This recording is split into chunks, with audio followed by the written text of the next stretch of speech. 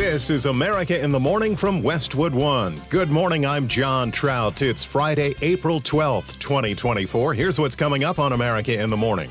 Nearly 30 years after the infamous white Bronco chase, O.J. Simpson has died. I'm John Stolnis. Federal authorities have charged the former longtime interpreter for Los Angeles Dodgers star Shohei Ohtani with federal bank fraud. I'm Gethin Coolbaugh. Former President Donald Trump is testing the limits of a gag order in his hush money trial in New York. I'm Ed Donahue. House Speaker Mike Johnson is expected to bring forward new legislation to reform and extend part of the Foreign Intelligence Surveillance Act and Thomas Washington. U.S. measles cases are up this year. I'm Shelley Adler.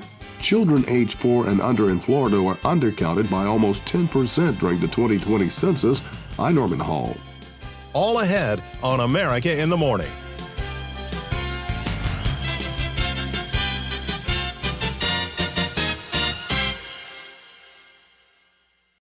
One of America's most infamous celebrities of all time has died.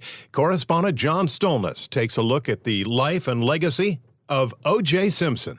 Orenthal James Simpson became a household name after starring as a Heisman Trophy-winning running back out of USC, eventually leading to a Hall of Fame career in the NFL. His fame grew as he moved to the broadcast booth upon hanging up his spikes, and he starred in TV shows and movies, a Q rating off the charts and beloved by all of America. Until, that is, the summer of 1994, when Simpson's ex-wife Nicole Brown and her friend Ronald Goldman were found brutally stabbed to death outside her home. Simpson was charged with the murders. He seemingly attempted to flee from police in a white Bronco on the LA highways in the days after the murders, and was at the center of a 16-month-long murder trial that became the most sensational news event for an entire generation of Americans.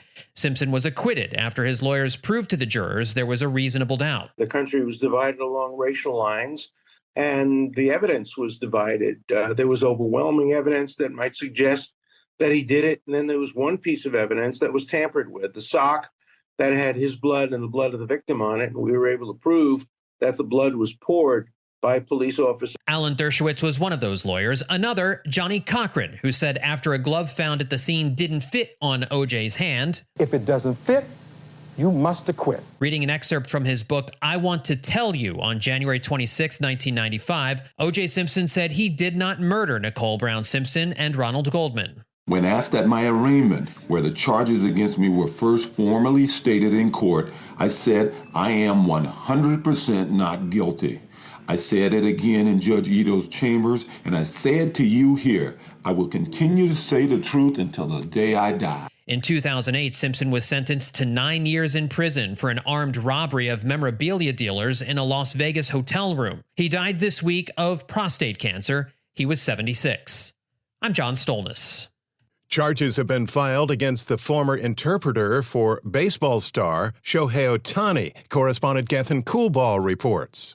Prosecutors allege that interpreter Ippei Mizuhara stole more than $16 million from the Japanese sensation to cover gambling debts. Messages between Mr. Mizuhara and the bookmaker show that he lost considerable money on those bets, but he continued to make the wagers, thousands of wagers over time. U.S. Attorney Martin Estrada announced the charges Thursday at a press conference in Los Angeles. We've obtained recordings of telephone calls in which Mizuhara spoke with bank employees, lied to them about being Mr. Ohtani, gave personal biographical information for Mr. Ohtani in order to impersonate him, and thereby convinced the bank to approve large wire transfers of large amounts of money to the bookmakers. Mizuhara was abruptly fired by the team after the scandal surfaced last month, and Major League Baseball opened a separate investigation.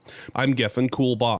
Shouts of shame and worse swept through the Arizona House of Representatives as the fight over the state's newly revived abortion ban continues. With more on the divide from the Grand Canyon state, here's correspondent Haya Panjwani.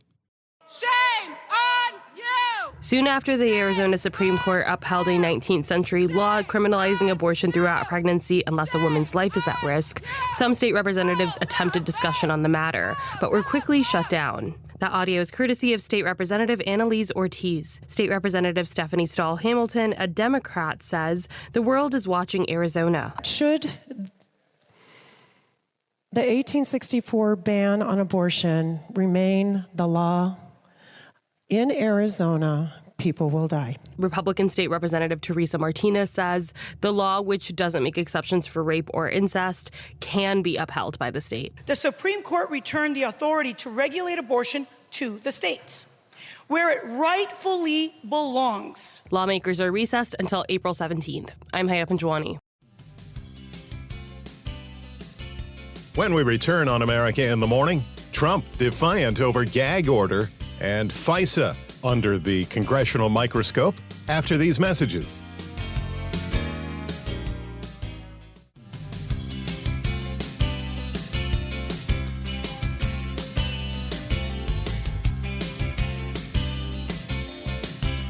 This is America in the Morning. AccuWeather.com meteorologist Matt Rindy is in with an update on a storm system bearing down on the East Coast from Boston to Virginia Beach. Another very large storm system moving through the Eastern U.S. will continue to have significant impacts across the region.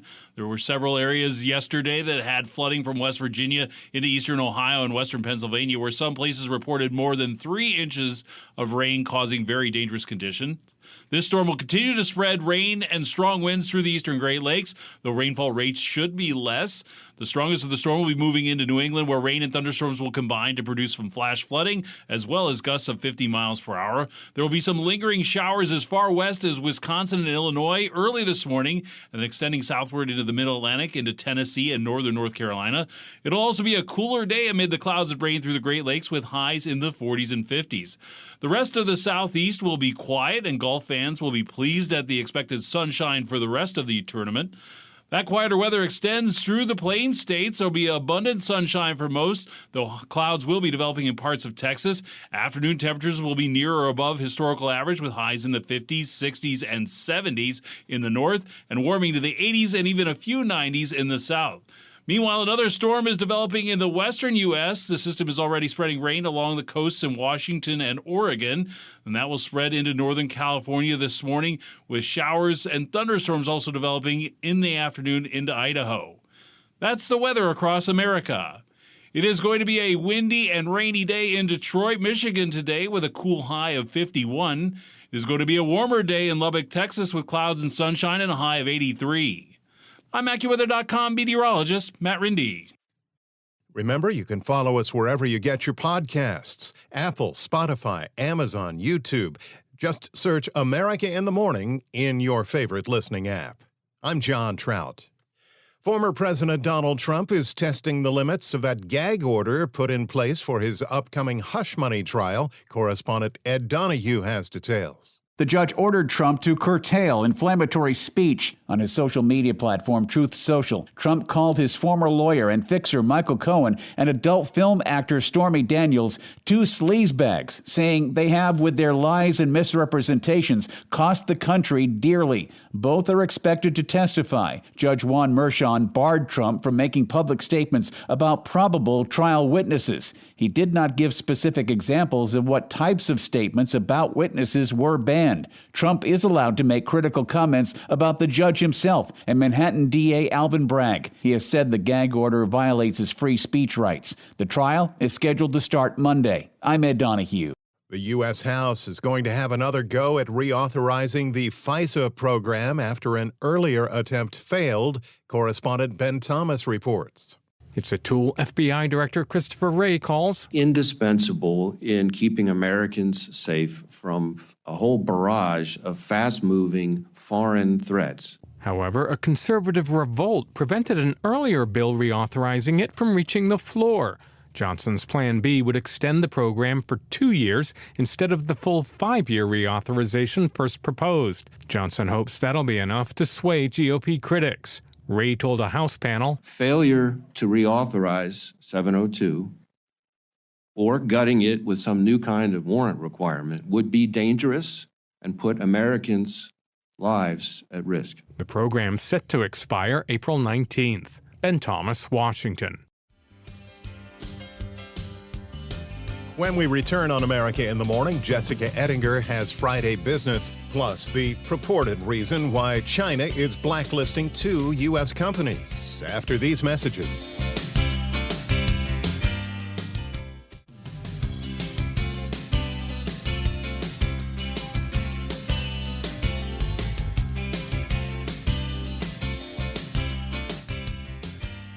You're with America in the Morning. The Business Report is sponsored by Fisher Investments. Fisher Investments is a fiduciary, always putting clients' interests first. Learn more at FisherInvestments.com. With a check of markets and more, here's CNBC's Jessica Ettinger. Wall Street opens this morning with the Nasdaq at a fresh all-time high. Investors saw some buying opportunities yesterday after that stock plunge on Wednesday. Record highs also for shares of Google parent Alphabet and for shares of Amazon.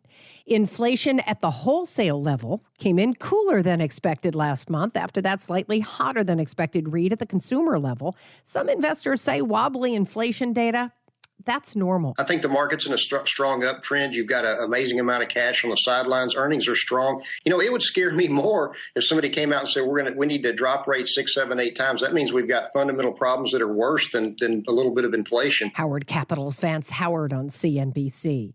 Investors gearing up for earnings season, which begins with results today from JP Morgan Chase, Citigroup, and BlackRock. We've had kind of a 3.5–4% pullback on macro issues. Then really earnings season starts in full. And I think it's going to be pretty good. And what you don't want to happen is the market to be red hot into earnings where expectations are really high.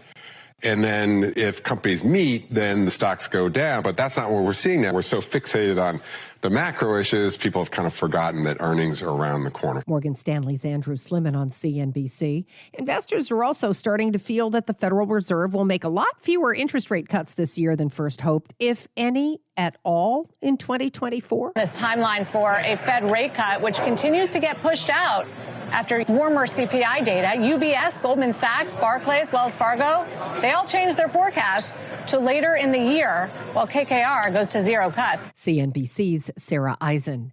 The job market remains strong. Fewer Americans applied for unemployment benefits last week, 211,000. That's lower than the pre-pandemic weekly average. Jessica, product results. Difficult to find on Amazon.com, but we may have an answer. You can scroll pages until you actually see organic search results for products. The CEO talked about last year's $47 billion in ad revenue in an exclusive interview with CNBC. Most of our advertising team are actually machine learning practitioners who are actually figuring out the right products to put in front of people. So it doesn't even feel like advertising to them. It actually feels like the item that they were searching for. Amazon CEO Andy Jassy on CNBC. On today's watch list, earnings season, as we mentioned, results coming from Citigroup, JP Morgan Chase, and BlackRock. We do get a new read on consumer sentiment. It's round 2 of the Masters Golf Tournament at Augusta, with some players finishing round 1. New in theaters this weekend, A24's action film Civil War. CNBC's Jessica Ettinger. China has announced it is blacklisting 2 U.S. companies reportedly over arms sales to Taiwan. Correspondent Charles De Ledesma reports. China has announced sanctions against 2 U.S. companies over what it says is their support for arms sales to Taiwan, the self-governing island democracy Beijing claims as its own territory, to be recovered by force if necessary. The announcement freezes the assets of General Atomics Aeronautical Systems and General Dynamics Land Systems held within China. The measure also bars the company's management from entering the country. It isn't immediately clear what, if any, assets the company have within China, which remains heavily reliant on foreign aerospace technology, even as it attempts to build its own presence in the field. I'm Charles De Ledesma. Thanks for listening. You're with America in the Morning. And when we return, measles on the rise across the country, plus the latest Florida census kerfuffle. After these messages.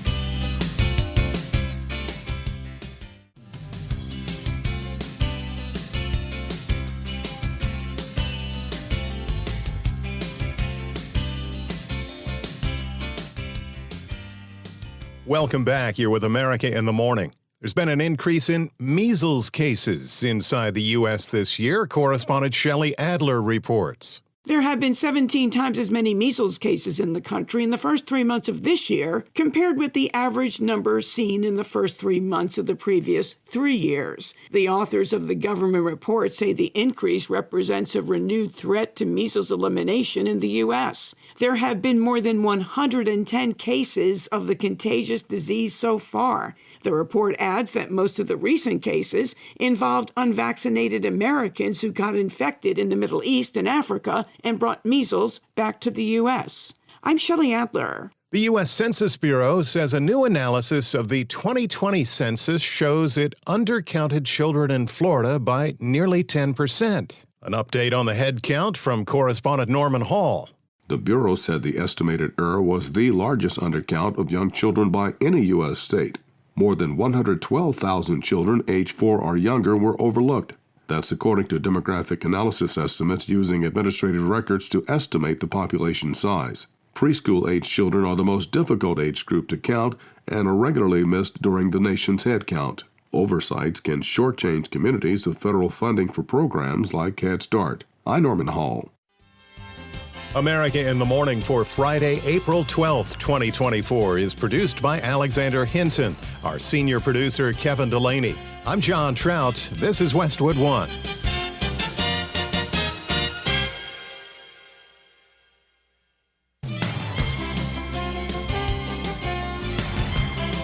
This is America in the Morning from Westwood One. I'm John Trout. Coming up this half hour.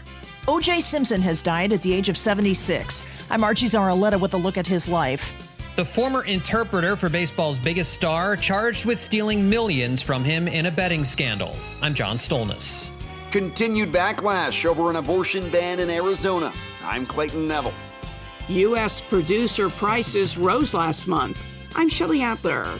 A cautionary tale about war and conflict hits theaters this weekend. I'm Kevin Carr. Instagram's adding new features to protect young people and combat sexual extortion. I'm Haya Panjwani. All ahead this Friday. We're back after these messages.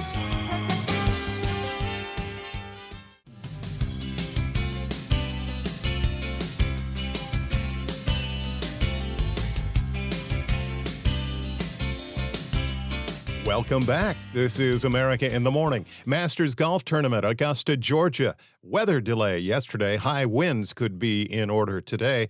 Let's get the nation's forecast. Here's AccuWeather.com meteorologist Matt Rindy. We have another storm system developing in the western U.S. This system is already spreading rain along the coasts in Washington and Oregon. It will then move into northern California this morning with showers and thunderstorms also developing this afternoon into Idaho. Some of those storms could contain gusty winds. Rain will continue to extend southward tonight and into the day Saturday. The southwest will have a quieter day with sunshine and a few clouds. We'll look for a couple of afternoon showers, largely over higher elevations from northern Arizona into northern New Mexico and Colorado. Otherwise, it'll be a largely dry day with sunshine and highs in the 70s, 80s, and 90s. That quieter weather extends eastward into the Plains states. There will be abundant sunshine for most, though a few clouds will be developing in parts of Texas. Afternoon temperatures will be near or above the historical average with highs in the 50s, 60s, and 70s in the north, warming to the 80s and even a few 90s in the south. Meanwhile, a very large storm system moving through the eastern U.S. will continue to have significant impacts across the region.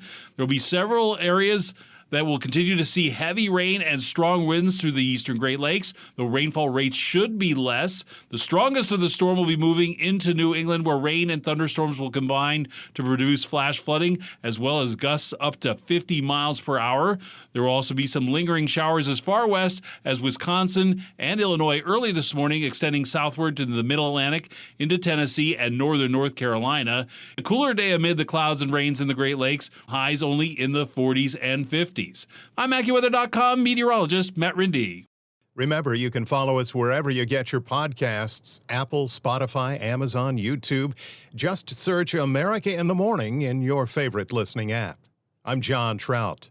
Pro Football Hall of Fame player O.J. Simpson has passed away. A look back on his life from correspondent Margie Zaraletta. O.J. Simpson was a football hero, a Hollywood actor, and the subject of what became known as the trial of the century. O.J. Simpson, in a knit cap from 2 blocks away, is still O.J. Simpson. It's no disguise. It makes no sense. It doesn't fit. If it doesn't fit, You must acquit. Simpson played 11 seasons in the NFL, mostly with the Buffalo Bills. He was the first running back to rush for more than 2,000 yards in a season. After retiring, he went into broadcasting and acting, appearing in the Naked Gun movies and The Towering Inferno. Drugs. Hey, nurse, quick, give this man some drugs. Quick, catch your season pain. No. Give him a shot, quickly. No. Heroin. Heroin, Frank. Nordberg, that's a pretty tall order. His 1994 trial for murder in the deaths of his former wife and her friend gripped the nation with wall-to-wall live coverage. The country was divided along racial lines, and the evidence was divided. There was overwhelming evidence that might suggest that he did it, and then there was one piece of evidence that was tampered with, the sock that had his blood and the blood of the victim on it, and we were able to prove that the blood was poured by police. Simpson was acquitted, but later found liable in a civil trial. I'm Archie Zaraletta.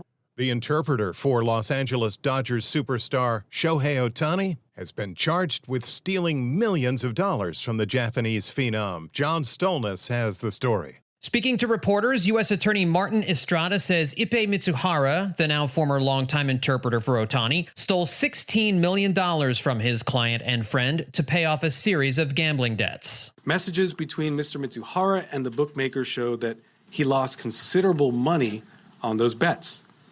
But he continued to make the wagers, thousands of wagers over time. The sheer volume of bets placed by Mitsuhara is staggering. Federal investigators say he made around 19,000 bets from December of 2021 until January of this year, about 25 per day on average, ranging from $10 to $160,000. With an average of just under $13,000 per bet. In all, Mitsuhara's bets won him $142 million, but he lost $183 million, owing nearly $41 million to bookmakers. We've obtained recordings of telephone calls in which Mitsuhara spoke with bank employees, lied to them about being Mr. Ohtani, gave personal biographical information for Mr. Ohtani in order to impersonate him, and thereby convinced the bank to approve large wire transfers of large amounts of money to the bookmakers. Investigators say there is no evidence Mitsuhara bet on baseball, and they went out of their way to say Ohtani is purely a victim in this case. Estrada explains how this all came to light. There was an ongoing federal criminal investigation into illegal gambling businesses operating not just in our district but throughout the country. And that investigation ultimately revealed this bank fraud. Mitsuhara is facing up to 30 years in a federal prison for just one conviction of bank fraud. Ohtani is widely regarded as the best player in baseball, one of its best power hitters and starting pitchers. He signed a 10-year, $700 million contract with the Dodgers this offseason, making him the highest-paid player in baseball history. I'm John Stolnis. Women and lawmakers in Arizona are grappling with the anticipation of a nearly total abortion ban soon taking hold in the state. Correspondent Clayton Neville has the latest. It's the most recent fallout surrounding abortion in American states, an issue that's been front and center since Roe v. Wade was overturned by the U.S. Supreme Court, ultimately returning decisions on abortion to the states. When that happened, Arizona enforced a 15-week abortion ban, but this week the state's high court ruled that Arizona has to follow a law made when it was a territory back in the 1860s. It bans all abortions unless the mother's life is at risk, no exceptions for rape or incest. The state legislature scrambled to act after that ruling, and Republican lawmakers shut down a discussion on a proposed repeal of the ban. We move that we recess to the sound of the bell immediately. You've heard the secondary motion. I heard a second. All in favor of that motion, vote aye. Aye. All opposed, vote no. Ayes have it, so ordered. Frustration from some lawmakers, Democrats, and some Republicans. Shame on you! Shame on you! State Rep Stephanie Stahl called the state Supreme Court's decision extreme. And we know that should the 1864 ban on abortion remain the law in Arizona, people will die. State Rep Teresa Martinez. The Arizona Supreme Court's 47-page ruling was released just yesterday, and 24 hours later, chants from the floor of shame, shame at us simply because And it's simply because we do not want to repeal the pre-Roe law without first having a conversation about it. The court gave 14 days for the ban to take hold, and since the ruling, the pushback is extended beyond the state capitol building in Arizona. Senate candidate Carrie Lake said yesterday the ban is out of line, and former President Donald Trump has spoken out against it. Trump has taken credit for getting Roe v. Wade overturned and returning abortion to states, but even those who fully embrace that idea, hesitant to get behind the 1864 ban in Arizona. I'm Clayton Neville. It's 17 till. When we return on America in the Morning, among the stories we're covering, environmentalists claim Biden sold out. New hope for Julian Assange supporters. And NATO's new warning on Ukraine. All ahead after these messages.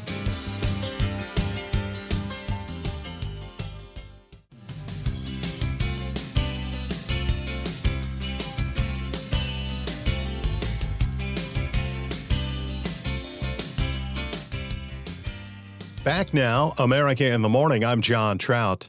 There's a new website to help Marylanders deal with the aftermath of the Baltimore Bridge collapse. Correspondent Norman Hall has details. Maryland has a new website to help those impacted by the collapse of Baltimore's Francis Scott Key Bridge. The website includes details for affected workers, businesses, and the families of the 6 road repair workers killed. It also includes major traffic updates and guidance on in-person recovery resources available. There will also be updates including the clearing of the channel and opening vessel traffic to the Port of Baltimore. The bridge was brought down by a container ship last month that struck a supporting column. I'm Norman Hall. In a move that environmentalists are calling a betrayal, the Biden administration has approved the construction of a deepwater oil export terminal off the coast of Texas. Correspondent Lisa Dwyer reports. The Seaport Oil Terminal being developed off Freeport, Texas, will be able to load 2 supertankers at once, with an export capacity of 2 million barrels of crude oil per day. The $1.8 billion project by Houston-based Enterprise Products Partners received a deepwater port license from the Department of Transportation's Maritime Administration this week. Environmentalists, still irked by the Willow Oil Project in Alaska, say this new project will contribute to planet-warming greenhouse gas emissions, equivalent to nearly 90 coal-fired power plants. The terminal is expected to begin operations by 2027. I'm Lisa Dwyer. The latest producer price index found prices have risen. Correspondent Shelley Adler reports. It's more evidence that progress against inflation may have stalled this year. The Labor Department says producer prices rose 2.1% from last March at the fastest pace in nearly a year. That, of course, raises doubts about the timing of any interest rate cut from the Federal Reserve. In the face of aggressive hikes by the Fed, inflation had fallen steadily after peaking in the middle of 2022. But the improvements lately have been hard to come by. I'm Shelley Adler. Supporters of WikiLeaks founder Julian Assange are feeling hopeful after some recent comments by President Biden. Correspondent Charles De Ledesma has the story. The wife of Julian Assange says her husband's legal case could be moving in the right direction after President Joe Biden confirmed the U.S. may drop charges against the imprisoned WikiLeaks founder.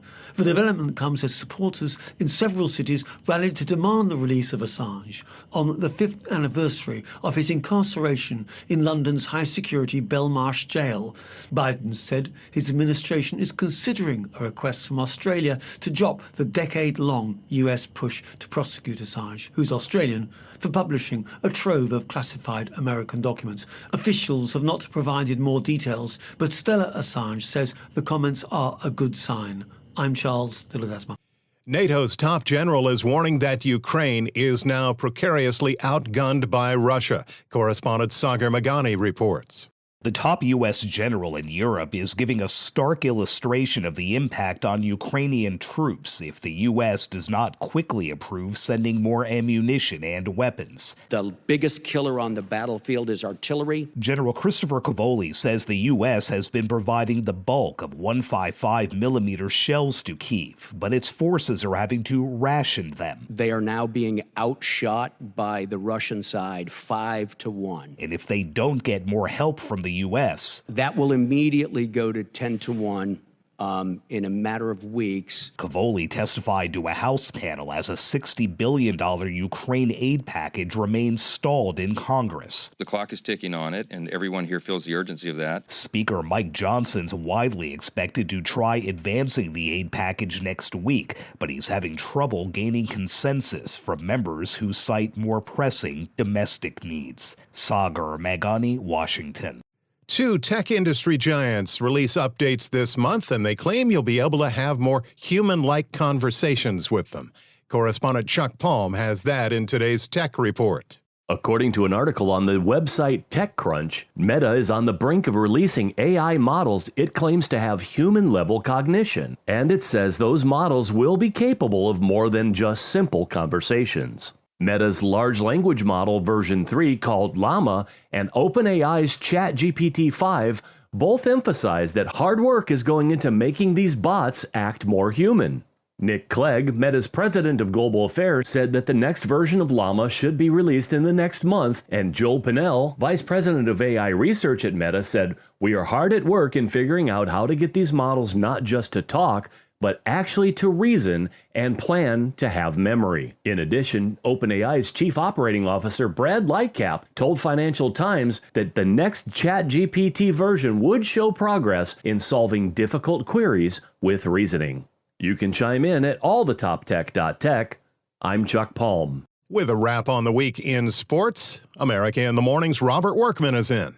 The 88th Masters began at Augusta National on Thursday. Bryson DeChambeau fired a 7-under par 65 for a one-stroke lead over Scotty Scheffler. First-round play suspended by darkness after some inclement weather. So 27 golfers will pick up where they left off this morning, including Tiger Woods, who was 1 under through 13 holes. Baseball, J.P. Sears flirted with a no-hitter, and the A's went on to shut out the Rangers 1-0. Adolis Garcia lined a 1-out single in the 7th, the only hit Texas got. Seth Brown's second-inning homer accounted for the game's only run. Everywhere else, it was the big bats. Royals scored 9 times in the first inning as they annihilated the Astros 13-3 for their 7th straight win. Bobby Witt Jr. had 4 hits, 2 of them dingers. He drove in 5. Mets blasted the Braves 16-4. DJ Stewart went deep. Tyrone Taylor tacked on a granny in the 9th. Orioles completed their sweep of the Red Sox 9-4 in 10 innings. Colton Cowser hit his first 2 big league homers. He finished the series with 10 RBI. Phillies flattened the Pirates. Big flies for Alec Boehm, Brandon Marsh, and Bryson Stott, while Ranger Suarez and the Tontos scattered 7 hits and fanned 14. NBA, the Knicks slammed the Celtics 118-109. The red-hot Jalen Brunson had 39 points in 3 quarters. It means a lot because we're in position to be successful, and we have a lot of room for improvement, but we've done a lot of good things as well. Bulls pounded the Pistons. Detroit's franchise record 67th loss. DeMar DeRozan had 39. Jazz snapped a 13-game losing streak by beating the Rockets despite 42 from Fred VanVleet. Pelicans clobbered the Kings, and the Warriors whipped the Blazers. 15 NBA games tonight, then 15 more on Sunday to wrap up the regular season and sort out the playoff and play-in seedings. NHL, the Islanders got by the Canadiens in overtime for their 6th straight win as they close in on locking up 3rd place in the Metro Division.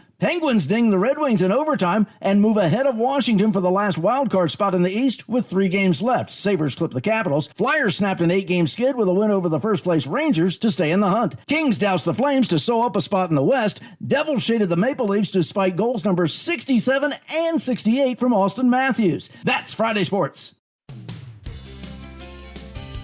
When we return on America in the Morning, major social media platform out with new safeguards for teenagers after these messages.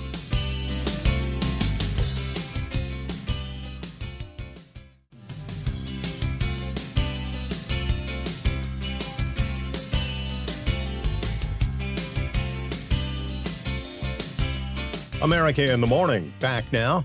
There's a new and different war movie in theaters this weekend. Correspondent Kevin Carr has a preview. You might expect Alex Garland's new film Civil War to be a scathing deconstruction of American political discourse, but it delivers a far more different and more chilling message. 19 states have seceded. The United States Army ramps up activity. The White House issued warnings to the Western forces as well as the Florida Alliance. The film follows a group of journalists embedded in a years-long civil war that has torn apart modern America.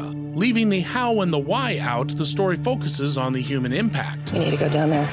They shoot journalists on sight in the Capitol. Every instinct in me says this is death. The point of view from the press works for the most part because wartime journalists have always been there to document rather than to take a side, and this allows the audience to see a removed look at conflict. You don't know what side they're fighting for. Someone's trying to kill us. We are trying to kill them. For those calling for a new civil war, be careful what you wish for. The movie demonstrates how the backdrop of any war opens the door to atrocities that go unreported, uncorrected, and unpunished. And it doesn't matter who you voted for to be this kind of victim. Well, you're American, okay? Okay. What kind of American are you? The climax delivers the wartime action one would expect, but it's not there to sensationalize things. Rather, it simply asks the audience, is this what you really want? Every time I survived a war zone, I thought I was sending a warning home. Civil War gets 4 camera lenses out of 5. I'm Kevin Carr, and that's the way I see it.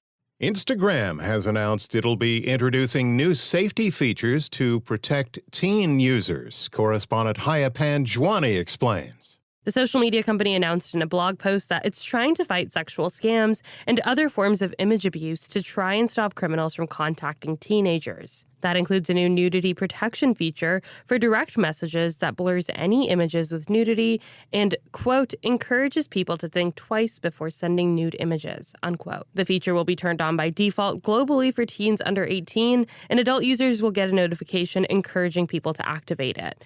Instagram says they'll also be testing new ways to hide teens from criminal accounts. I'm Haya Panjwani.